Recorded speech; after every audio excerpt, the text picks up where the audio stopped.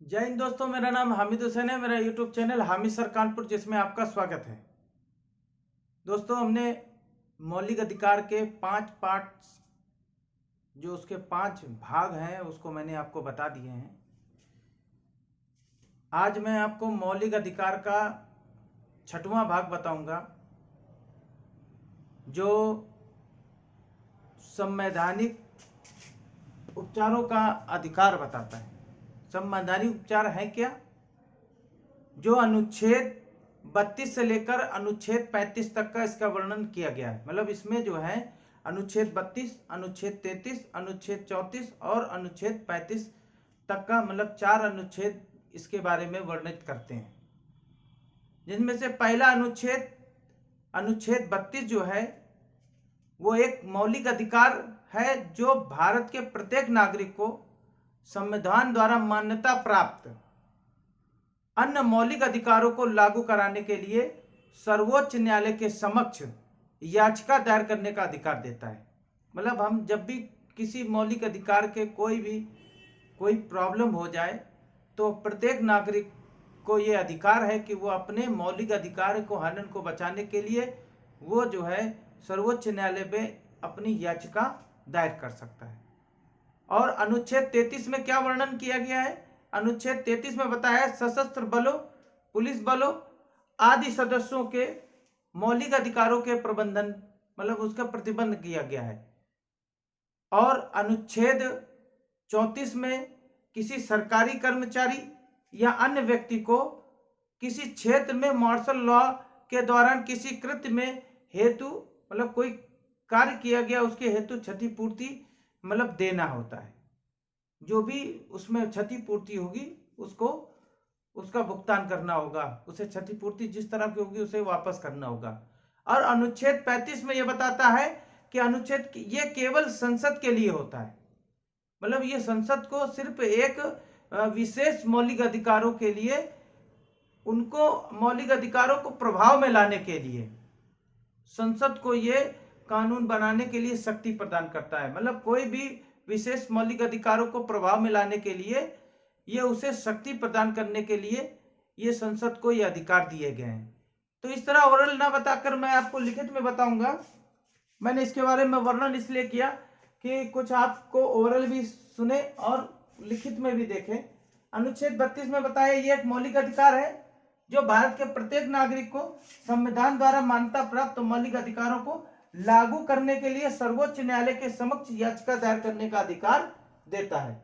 अनुच्छेद 33 में क्या बताता है? अनुच्छेद 33 में सशस्त्र बलों, पुलिस बलों आदि सदस्यों के मूल अधिकारों पर प्रतिबंध लगाया जाता है।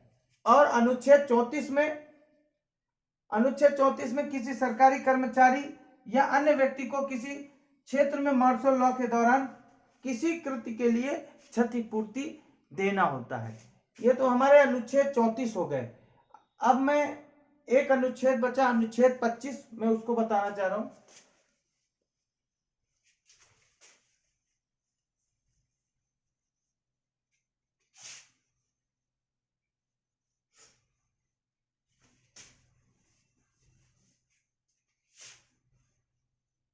अनुच्छेद 35 जो है, सॉरी अनुच्छेद 35 जो है, पहले इसको आप समझ लीजिए। अनुच्छेद 35 जो है, ये संसद को कुछ विशेष मौलिक अधिकारों को प्रभाव में या प्रभावी बनाने के लिए और कानून बनाने की शक्ति प्रदान करने के लिए अधिकार दिए गए हैं। तो इसको हम लिखेंगे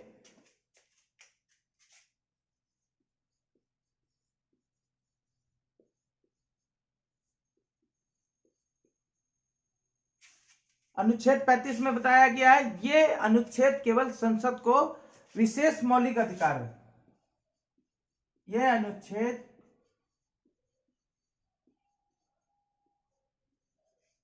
केवल संसद को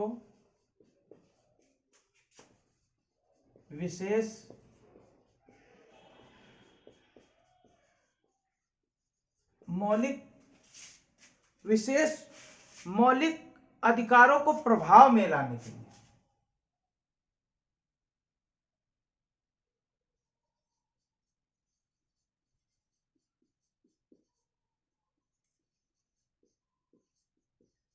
प्रभावी बनाने के लिए।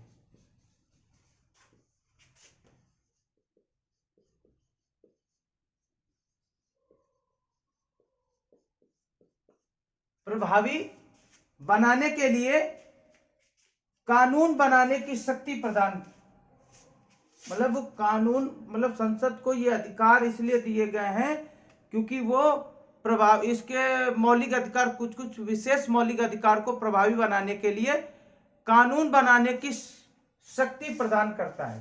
मतलब जो कानून बनाया जाएगा मौलिक अधिकार को, स्पेशल मौलिक अधिकार को बनाने के लिए, उसमें कानून शक्ति प्रदान करता है। प्रभावी बनाने के लिए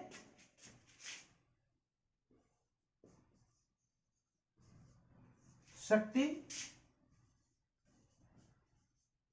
प्रदान करता है। प्रभावी बनाने के लिए कानून बनाने की शक्ति, इसमें एक चीज ऐड करना पड़ेगा, कानून का वर्णन नहीं किया है, के लिए कानून